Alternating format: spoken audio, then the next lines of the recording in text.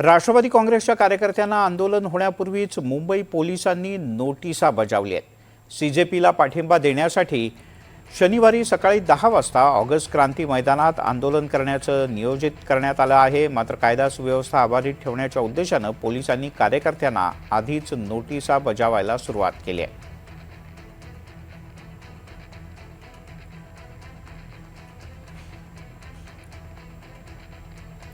आणि या नोटिसांमुळे कार्यकर्ते संतप्त झाले असून ही एक प्रकारची दडपशाही असल्याचा आरोप सुद्धा काही जण करू लागले आहेत।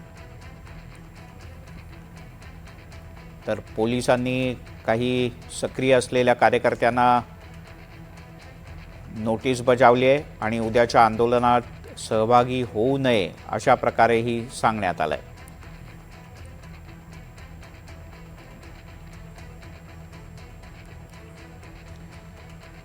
त्यामुळे मुंबईत आज ज्या पद्धतीनं शिवसेना आणि मनसे यांच्या वतीनं एक आंदोलनाची हाक देण्यात आली होती आणि ठाकरेंच्या पुढच्या पिढीनं म्हणजे आदित्य आणि अमित ठाकरे यांनी या आंदोलनाचं नेतृत्व केलं। शेकडोंच्या संख्येने इथे तरुण एकत्र आले होते। त्याप्रमाणे राष्ट्रवादी काँग्रेस शरद पवार पक्षाच्या वतीनं मुंबईत अशाच एका आंदोलनाचं आयोजन करण्यात आलंय। संतोष पवार राष्ट्रवादी काँग्रेसचे पदाधिकारी आपल्यासोबत जोडलेले आहेत। संतोषजी, काय म्हणणं आहे तुमचं? आमचं म्हणणं असं होतं की आम्ही जे आंदोलन ऑगस्ट क्रांतीला आम्हाला आता डिटेन करण्यात आलं होतं।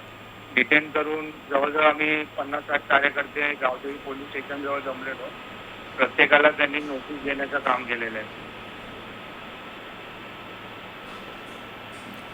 मग तुमचं म्हणणं काय आहे? म्हणजे तुम्हाला आंदोलनाला परवानगी दिली आहे का? पोलिसांचं म्हणणं आहे की आंदोलनच करू नये? उद्या ते आंदोलन मौन आंदोलन करणारच आहोत सर्व युवक। संतोषजी, धन्यवाद, तुम्ही NDTV मराठीशी बोललात याबद्दल।